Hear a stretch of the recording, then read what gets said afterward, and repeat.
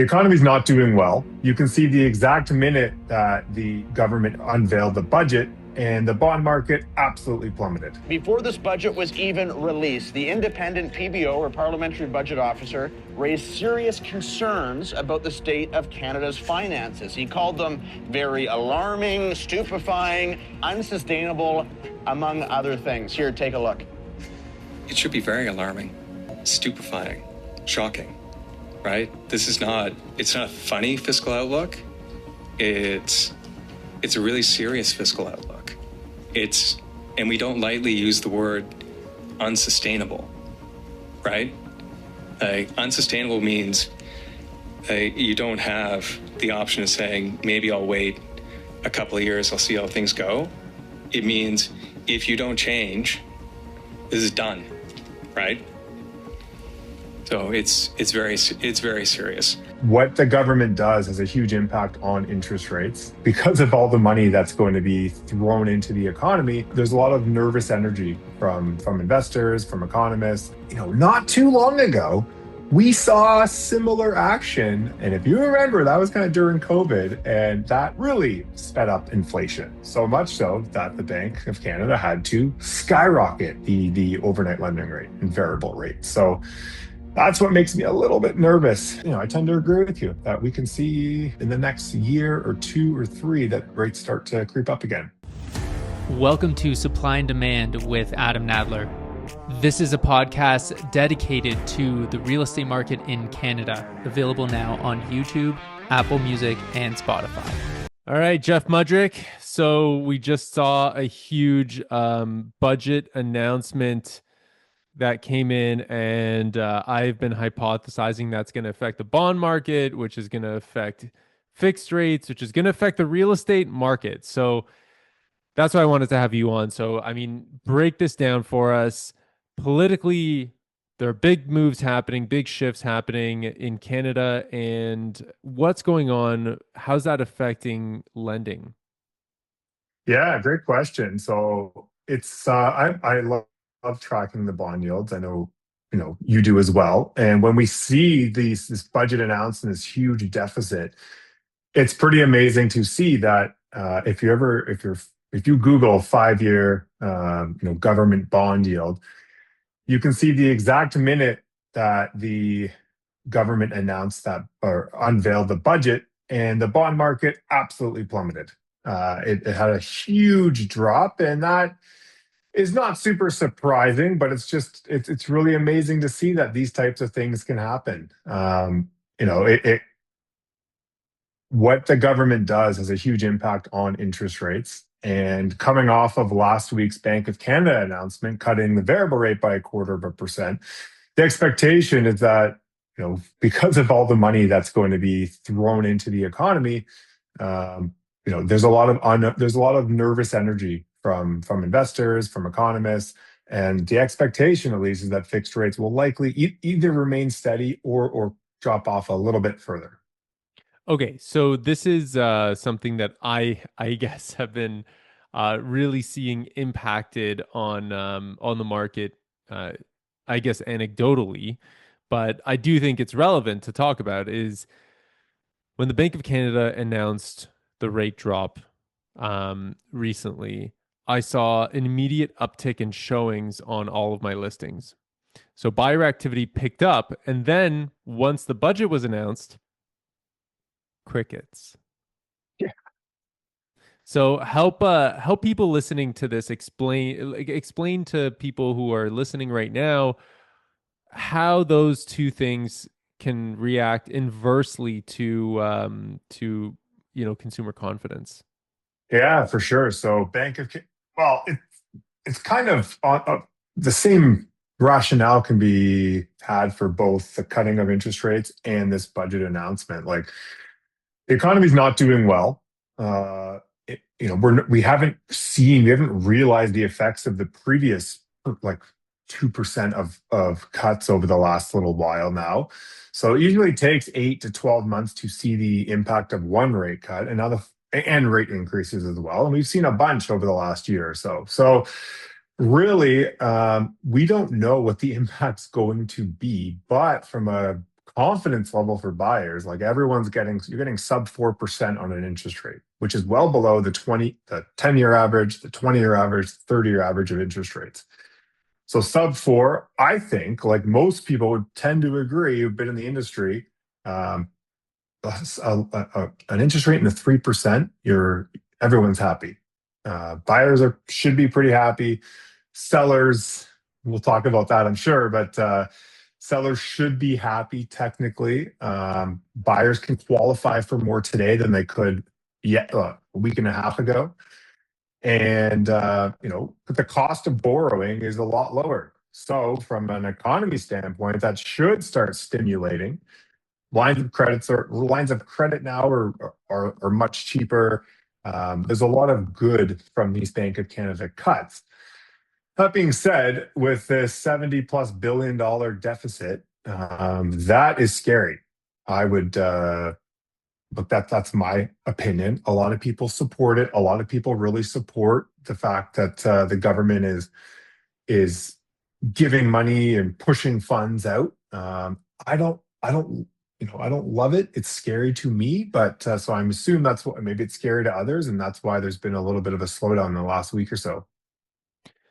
Yeah, I think that overall, when we're talking about the real estate market in general, we're always looking at, the higher echelon, I guess, classes in society that are purchasers, right? Like these are not the poorest folks that we have in our country, right? They're people who can afford to buy real estate.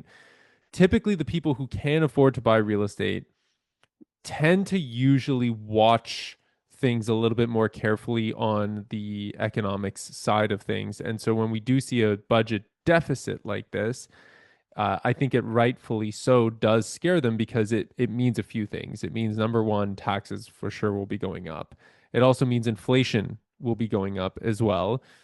And inflation is like kryptonite for the bond market, right? So when those bond prices, so the bond market, the bond prices themselves plummet, like you said, right after the announcement of that budget deficit, the yields to compensate are going to have to spike up. And so when we see those bond yields going up, that means that you can bet that fixed rates, correct me if I'm wrong, but I think fixed rates in the future are going to be going up.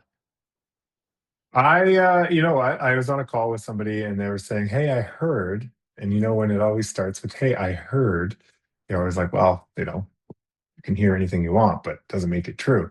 I heard that in 2026, fixed rates are going to plateau. Do you think that's true? I'm like, that's an impossible question to answer. Over the last 2 years, fixed rates have not stayed steady. They've moved almost literally weekly. While maybe the actual rate hasn't moved, the discretionary pricing that lenders offer and the specials that come out, that is what we're seeing huge. Like, that's how I interpret where fixed rates actually are. We're pricing, like, what's going on in the market is based on the fact that certain times lenders are going to come out with some incredible deals. We saw this 2 months ago. A big bank lender came out and undercut every other lender by about 25 basis points. For 1 month, you can get a sub 4%, which wasn't available earlier on in the summer. And that was, everyone was ecstatic. Now that lender pulled back. Now there's no rate discretions for that lender, like zero. And these are big banks. Now there's other lenders who are, they have different ways of accessing funds who are offering some rate specials. Like, it's really interesting to see that, yeah, fixed rates are going up and down, like they're the prime rate, like the base rate, but it's more so these discretionary pricing that is seeing the impact of these budgets and the Bank of Canada announcements and the economy and inflation, yada, yada, yada. Last thing I want to say, or I'm sure we got a lot more to talk about, but what you said with when the government is spending this kind of money, the $78 billion deficit to stimulate the economy, not too long ago, we saw similar action when we first started doing podcasts together. And if you remember, that was kind of during COVID, and that really sped up inflation. So much so that the Bank of Canada had to skyrocket the overnight lending rate and variable rate. So that's what makes me a little bit nervous. I tend to agree with you that we can see, in the next year or two or three that rates start to creep up again. Okay, this is, I guess, what I want to just double click on here and just kind of really unpack is the understanding of how the system works financially, how lenders are navigating those waters so that they can appease their shareholders and get loans out, right? Their business is lending money. They have to lend money in order to stay in business. Um, when when things start to slow down the way that they have, especially in 2025, what are banks doing to try to, kick up some dust here, to try to get some business going for themselves when sales volume is at like a 25-year low? Yeah, well, they're doing two things. One, they're keeping their renewals, which historically speaking, has they don't really care. They never really cared about renewals, so they are pricing or some lenders actually, not all. Some are they're being so aggressive with clients coming up for renewal. There was this renewal gold rush in 2025 and 2026 and early 2027 where everyone in 2020 and 2021, we're getting a 5-year fixed at free money, sub 2%. They're all coming up for renewal. So banks and lenders, do they need new business? Not necessarily. They just need their current business to remain with them for another 5 years. So they have the ability. It's a paper transaction. There's very rarely any staff involved. So in theory, it should be the absolute cheapest rate on the market. Like there's no overhead. Some lenders are being very aggressive, others are not, and the ones who are not are losing business to the ones who are. So that is with such low purchase, transactions over the last year. That's where these banks are really maintaining their book of business. That's interesting. So that's where they're trying to get more business going, is just they're focusing more on retention than anything else. 100%. Because it's again, what's the cost to a lender? There's no underwriters anymore. There's no funding team. There's no mortgage brokers to pay. There's no one. It's just, hey, here's a letter. Sign this letter. If you want to choose a 2-year fixed or 3-year fixed or 5-year variable, you choose. You can hop on a call and always get a lower rate than what they send you in the piece of paper. But it's so simple to renew your mortgage from like a bank or lender standpoint. So now I think over the last year, they're starting to learn that if we're not pricing our renewals offers competitively, we're going to lose that business, which costs them more money than obviously it does to hang on to them. Okay. Now, moving on to what did happen recently with this last interest rate announcement, because I felt like it was an important one. I did watch it. I feel like a lot of people in your business and your industry watch it very carefully. It's always a very cryptic type of language that central bankers use because they don't want to, give too much away, but they do want to give hints so that people can plan accordingly. What we saw, and correct me if I'm wrong, is we saw the governor of the Bank of Canada, Tiff McClem, basically say, hey guys, after this, our hands are tied. Like, we've done as much as we can do. Don't expect a heck of a lot from us anymore because monetary policy is not going to be very useful in a fiscal dominant environment. Basically, what he's saying is the government's upping spending, so we can't lower the rate anymore. Our hands are tied. We have to balance how monetary policy affects the overall economy as a juxtaposition to fiscal policy, where the government is deciding what their spending level is going to be. And because we hadn't seen that budget yet, but everybody knew that it was going to be a blowout, this is kind of the messaging that we were hearing.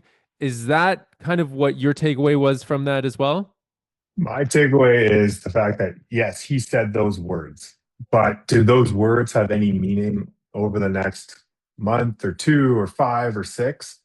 Well, I don't know. I always go back to what he said in 2021. He said, everybody, the same person. He said, everybody, borrow as much money as you can because there's no way we are raising interest rates. We're not doing it. And 6 months later is when the rate increase cycle started and didn't stop for a year and a half. So it's really hard to trust what they're saying. That being said, did he say those words? Did he say that? Absolutely, he did. But to me, that it doesn't mean too much. It means that like today's a bit cloudy outside. Tomorrow might be cloudy too. Okay, maybe not though. We don't know because he also left the door open with the actual report that said, we'll see, we'll continue to track what's going on with the Canadian economy and make decisions based on that.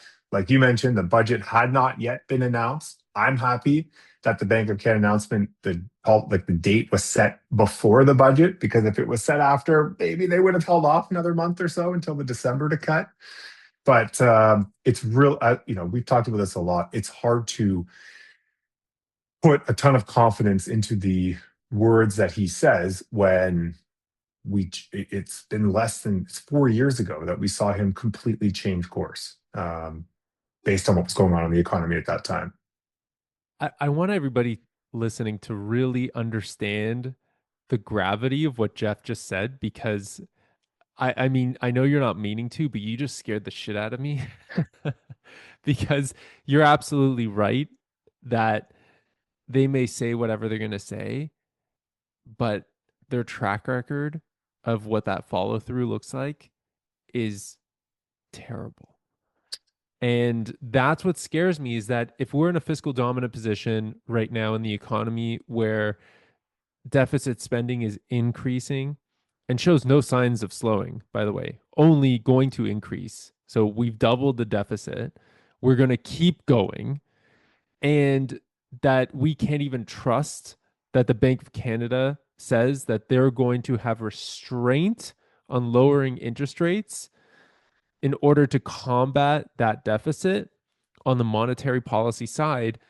It actually scares the crap out of me, because now I'm thinking to myself, what if you're right and they don't follow through on that and they start cutting aggressively? Is we are going to see rampant inflation, right? You can't hold artificially low interest rates. I mean, it's essentially what Japan did, and look how their economy turned out. It's essentially yield curve control, right? Where you blow out deficit spending like crazy, and then you suppress interest rates to essentially negative real interest rates. So you deduct inflation out of it, and you're at a negative real interest rate.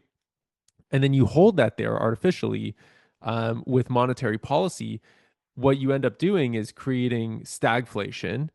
And it may not be, like doomsday kind of apocalyptic style of stagflation where, we end up becoming Venezuela. I mean, it could, but it could also just be a very low structural underlying stagflation where everybody's just freaking miserable for a very long time. And we're talking a very long time, like it could be a decade, two, whatever, that happens. And that's, we wouldn't be the first country to go through that, right? Japan, France. I mean, there's many examples of it. So if that is the case, what would you expect to see as a reaction? Yeah. Market? So, again, I like to lean on history more than anything, because that is has to be our best predictor of what's potentially to come.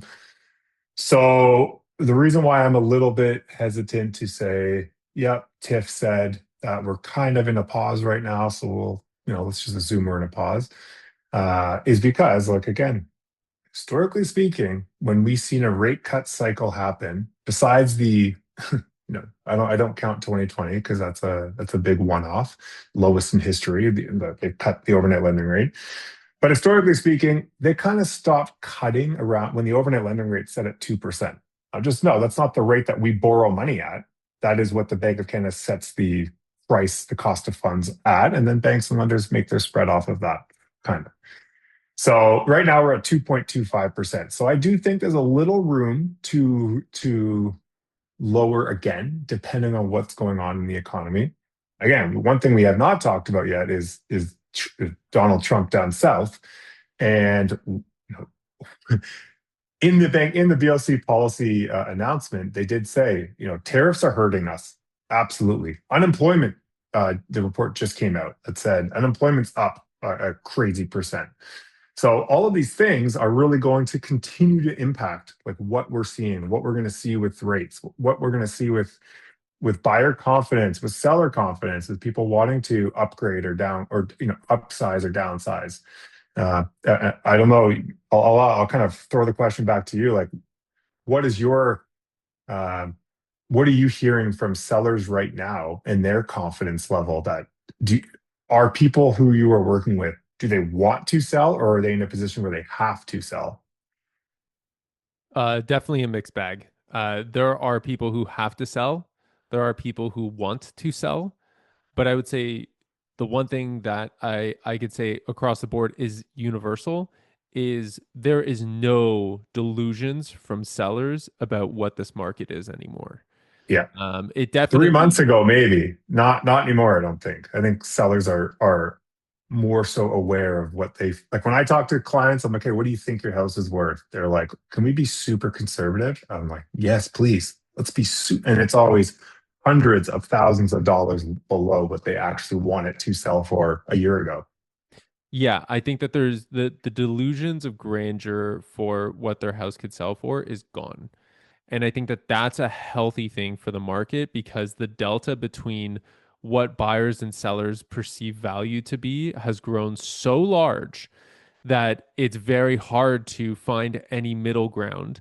But I think that sellers are now the ones that are reaching across the table with the olive branch on that perceived value rather than buyers.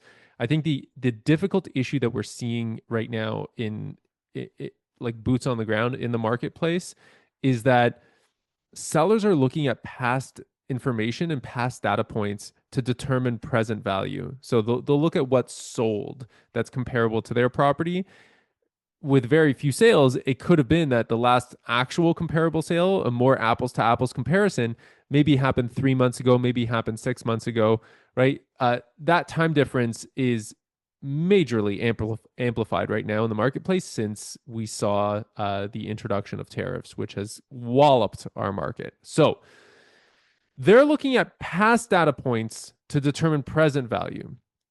Buyers are seeing the market trending downwards and are saying, if I know that if I know that I wait, I'll get a better deal in the future. Well, then I want an even greater discount in the present to account for that. So you have buyers that are actually trying to grab a future discount on future perceived value. So it's like future time, 2x. And then you have you have sellers who are looking at past data points that are basically becoming ever increasingly less relevant. So Yeah, it's the delta has grown. I'm 100% with you. I am, as you know, I am not the person ever to tell clients like, "Hey, you should buy now. Now's the best time." And I've said more in the last month or two that if I could pick any time in the last 5 years to buy a property, I would choose today. And then I would choose tomorrow. And then I would choose the next day. And then I would choose the next day. Like we are getting deals by the day. That's what we're seeing on our end. It's very similar. Again, just it's all history repeats. Just this is in an opposite way. In January of 2022, we saw if you bought a property today, tomorrow you have instant equity on that property because it was skyrocketing every week. Every week it was going higher and higher and higher, the value of that property. Then it plunged, of course. But now we're seeing the opposite. Buying a property today at 1 million, maybe in a week or two or three, it's at 995, then 990. Like I'm in full agreement with you. Which again, this conversation gets brought up every single time we chat. Is how do appraisers work right now? How are they? Luckily for us, they are only looking at past sales, not future value. So we are getting a little bit, call it lucky in this environment. But I can see that being a huge issue in the future, where depending on what's going on with the market and how low these properties go, our lender is going to be way more strict on what type of property to require appraisals, which companies can conduct them, yada, yada, yada. Well, wouldn't that be counterintuitive to say, hey, look, we have to do an appraisal on this property because we have to qualify the buyers from their income perspective, and then we have to qualify the sale to make sure that the loan to value ratio is, acceptable. But you can't have an appraiser that goes in there and then makes assumptions on the future value of the home in its present state. It has to be done with the past, which, like you said, is kind of a silver lining in this market. However, if that changes, and I've brought into question many times, how many podcasts have we done where I've always said, I think, like I've really criticized the whole appraisal industry in general, but that would really bring it into question at a very fundamental level, which is just, how are you appraising this? Well, like when the market shifts, because it will eventually, when it shifts, anyone who buys, yeah, they're going to be looking at, like, how are appraisers going to work then? It's a super interesting. We'll see, but it's very interesting because they're going to be compare when the market shifts and there's a bit more demand or uh, more demand. Then there's going to be a time when they're looking back 3 months in 3 months history of sales and seeing, oh, this property's not worth that today, but the market dictates what it's worth. Right. So I guess Yeah, it's interesting. yeah, I guess we'll see, because that one's going to be a very interesting one. I'm cautiously optimistic that appraisers will be able to do their job with some relative semblance of, rational thinking. But That's the hope, my friend. That's the hope for sure. but I know you have a super busy day today, and I really thank you for your time. So I know you got to jump, but everybody who's listening to this, Jeff's a great guy. He really does a fantastic job for our clients. Jeff, where can people find you? Oh, I appreciate that. The best way to get into my calendar to have a quick conversation is to go to www.chatwithjeff.ca, and then you can book a time that works best for you. Awesome. Thanks so much for coming on. If anyone has any comments, please leave them below, and please like and subscribe if you haven't already. Thanks, everybody.